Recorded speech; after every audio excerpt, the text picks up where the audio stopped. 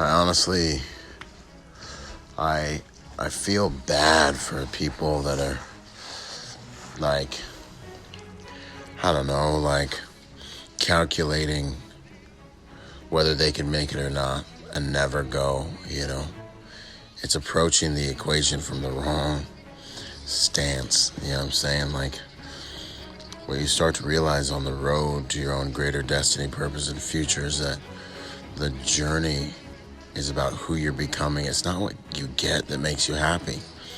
It almost never is what you get that makes you happy. It's when you look in the mirror and you see who you've become and what you're capable of and the place you can now serve from and the champion you are for your people and what you know about yourself that you learned from the road and the refiner's fire. You're only going to grow when you're out at your limits. So many people, like beloved, like I love you guys, so it's why I want to share. I see so many amazing people who just never get anything for themselves. They have horrible concepts of themselves, and the concept of themselves is accurate. That's the worst part, because they haven't been working on unlocking their potential. They really don't have much to be proud of. But it's like, you got to get out to the edge of your potential. You've got to get out and work on yourself at the edge of what it is you're capable of. And once you begin to live that way, man, all those things start taking care of themselves. Everyone wants so much, but no one's willing to sacrifice anything to get it. If you don't like the person you are, if you hate the person you are, if you're not proud of the person you are, kill that person on the path to progress. Go and kill that person as you get better. Kill that person in the gym. Starve that person to death. Kill that person with progress. I get to say like, hey, I'm not where I want to be yet, but I ain't where I was yesterday, And statements like that are powerful. This journey becomes really about, is it raining? Not becoming fearless, but changing your relationship with fear, I find people that have a strong self-concept, if I tell them what they can do better or how big the job is or even something that they did make a mistake on, people that have a weak self-concept get discouraged, they get defensive, they take it personal. People that have a strong self-concept are able to just listen, soak it up, and apply themselves and make changes. When you are progressive and you're making progress and you have a strong self-concept because you have manufactured self-trust, which comes from experience with yourself in adversity, is how you learn to trust yourself by the grace of God, which actually equates to confidence, right? Not just egocentric arrogance, but confidence comes from experience. When you have that, you know that your results do not define you because you're moving forward and you know that you can achieve anything, so you're fine. When you get feedback, and as life gives you feedback, you're also able to stay progressive and keep moving forward. If you can't deal with negative feedback, it's because you have a weak self-concept, is what I feel the world has shown me. And working on that self-concept is truly the beginning of meaningful work in life. And that's what this progressive, chasing your greatness way of life is really all about. You gotta get out here before these streetlights. We gotta get better. We gotta become better so we can serve from a higher level, so we can do more good. But you've gotta be strong enough to go into the darkness first. So It's important how good you are at taking feedback, because in order to achieve your greatness, you're going to have to look at your imperfections. You're going to have to study your imperfections. You're going to have to be more intimate with your imperfections than anyone else. When you get in the ring, when you become the man or the woman in the ring, all the onlookers are going to tell you how imperfect you are. And when you're on this path and you're working on yourself, it's funny because you're like, yeah, I know. And you're like, oh yeah, you hear one of them and you're like, you're pretty accurate. But you know something they don't know, which is how much progress you've already made and how much progress you can make and how much progress you will unless you die on the path, which is a good death. You're out here living your best life before the day begins, becoming the best version of yourself, staring at your imperfections, loving the opportunity that those imperfections represent with regards to who you can become. You become like David when you say, I've killed the lion, I've killed the bear, I'll kill this giant. I've changed so many things, made so many things about myself better that the mountain represents the opportunity for growth. The obstacle becomes the most righteous path. There was a time when you truly had to be a master. These days, in order to beat the masses, you barely even need that. You just need a good work ethic because everyone's become so soft that now if you just work on yourself enough, you're gonna beat the brakes off of 90% of your competition. You just gotta want it bad enough to work consistently at it. You're gonna smoke check 90% of them. And I think so many people put themselves on the path to reach their goals, and they think the whole game is about the goals they're able to reach, but the reality is the game is much more about recognizing that you need to learn and continue learning and continue learning, and the learning makes it so that you're able to execute and make it so you're able to achieve those goals.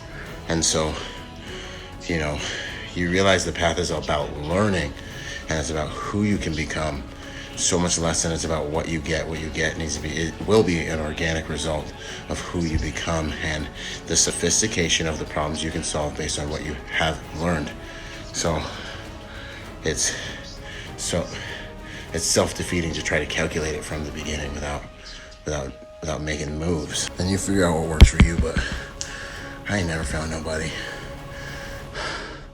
other than God who is actually going to be with you on this journey the whole time. So if you want to be strong and you want to be great and you want to unlock your potential, then you got to learn to fight alone. You're going to have to learn to fight alone, because when the hyenas come, most often there won't be anyone there to save you. So you'll get through it by the grace of God. But if they don't kill you, you'll be stronger for having gone through it. That's the truth, and that's what we're doing here up under the streetlights, training for those hyenas. Ain't nobody out here, just me, the streetlights, some weight, and especially when you start your journey, this is what it's going to look like. The people that love you are going to tell you can't do it, and they're going to beg you not to go because they're in love with the version of you are now. It's nothing against them. It's a protection strategy for them and you, because they don't want to see you get hurt. They're genuine and they love you, but they weren't given the vision. They weren't given the goal. They don't see the forest sleeping inside of the seed in your heart of destiny. Most times, they've denied the call in their heart. And watching you go after yours triggers them. But that's their problem. You gotta go. go. And if you don't, you'll never become what you're supposed to be. The funny thing is, most of you, you know the truth. Like, you know that it's survival of the pack. Elimination of the weakest. Not necessarily survival of the fittest, because so many of us have seen the fittest get destroyed, especially when there's a pack. As we see even now, soft control mechanisms be leveraged through social engineering in our world, if you're paying attention and you know what to look for. Nonetheless, because you know it's survival of the pack, many of us have a tendency to want to stay in the safety of the pack. The truth is, becoming the best version of yourself will have to do with learning how to get away from the pack and be by yourself a large percentage of the time, so you can serve the pack from a higher level. But you can only do that after you get stronger, after you've learned alone. As a leader, you have to become strong enough to fight the jackals in front of the pride of lions, right? But you've also got to be strong enough to fight all the lions in the pride because they're going to attack you. When they see that you've become stronger and more developed than them because you've been on your journey of becoming better and becoming stronger, they're going to attack you. It's a reflex. It's an insecure protection strategy reflex. And because it's survival of the pack, you're probably going to have to learn how to fight all of them at the same time. But while that's happening, you have to come from a place of love. You've got to realize that you're going to have to fight all of them in order to become righteous and right standing with them, to lead them. Kind of like you know, it's like when a female makes a wise crack at you. Not necessarily that she doesn't accept you, but she wants to find out what you're made of, if you're worthy, you know what I mean? Or, it's in someone's nature to challenge you if they are assessing you for leadership. So as you grow and you become the best version of yourself, and you want to lead, and then as you want to serve from a place of just the best form of yourself, which will ultimately inevitably result in leadership. I avoid leadership, but if you're working on yourself, you're going to be ahead of the pack. You're going to need to go into leadership. What's interesting is you'll get put in a position because you deserve it. Once you're there, you're going to have to earn everyone's respect. You're going to have to fight all the other members of the pack or prove you're worthy. And then you're also going to have to be able to fight all the jackals, and you're probably going to have to be able to fight them by yourself. The whole time, you've got to keep your heart pure. You can't let these struggles change your name, your self-concept, affect your self-esteem. This one's hard because you have believed in yourself. You want people to see your heart and believe in you the same way you have as you've purified yourself, but they won't. They'll think you're strong and you're arrogant because of it, because they'll see you through insecurity. But over time, they'll start to realize who you truly are. So let your deeds fight for you, not your words. But through all that struggle, you have to remain pure inside, and you have to still come from a place of love if you want to be an efficient, effective leader long-term and serve from your greatest and highest place. And that's kind of the art of a lot of these things. You can't let the struggle change your name. You have to make the struggle serve you. You have to make the struggle just simply make you better. It's like the alchemy of things. The phoenix needs the fire. Your potential needs the crucible. It's the refiner's fire. That's the game. The funny thing cracking me up is this ain't about being cool. This ain't about what you're watching here. Isn't about me liking you, liking me. It's not about getting likes or follows. I've been posting videos like this when nobody was watching. Shit, I've been posting videos like this with nobody watching for the last 8 years. You go on Facebook, go back 8 years, see if I wasn't posting videos just like this with nobody watching. You know what I'm saying? So what you're watching now is the results of a commitment. The results of a man's destiny is determined the moment he makes a decision, but whether or not he gets there has everything to do with the strength of his commitment. That's what you're watching. So I say all that to say, my journey represents what a fairly mediocre in many different areas type of human can do with a strong commitment, work ethic, the humility to learn and grow and apply themselves. But this will be, in the end, if and when we get there, if and when I get there, this whole entire thing will just be what a mediocre man can achieve if he applies himself by the grace of God. That's all any of this will be. That's if I don't mess it up first. Because we all human, you know what I'm saying? That's why I gotta hit this gym, I gotta hit this workout. It kills me, like, people be focusing on these big goals, like, oh, I could never do that, you know? And you think that it's the big goal that you desire, like not being able to achieve that is what is stopping you. But truly, what's stopping you is the little things, the little thoughts of I could never achieve that, or man, that would be nice, but I don't think I could do that, or the insignificant minutia of life, the cares of life. Those are the things that are strangling your destiny. Those are the things that are gonna force you to lose your destiny to mediocrity. That's where the fight really is. It's the daily little things you're not doing that literally are taking everything from you. You gotta become conscious of that and fight that battle to win the war. Funny thing is, now that the energy of chaos, I'll call it, has found a way to weaponize all the betas and even all the kappas, if you will. And they've made an army out of them. And they're trying to reshape society based on those values and those weaker ideals and groupthink. You have higher quality values now.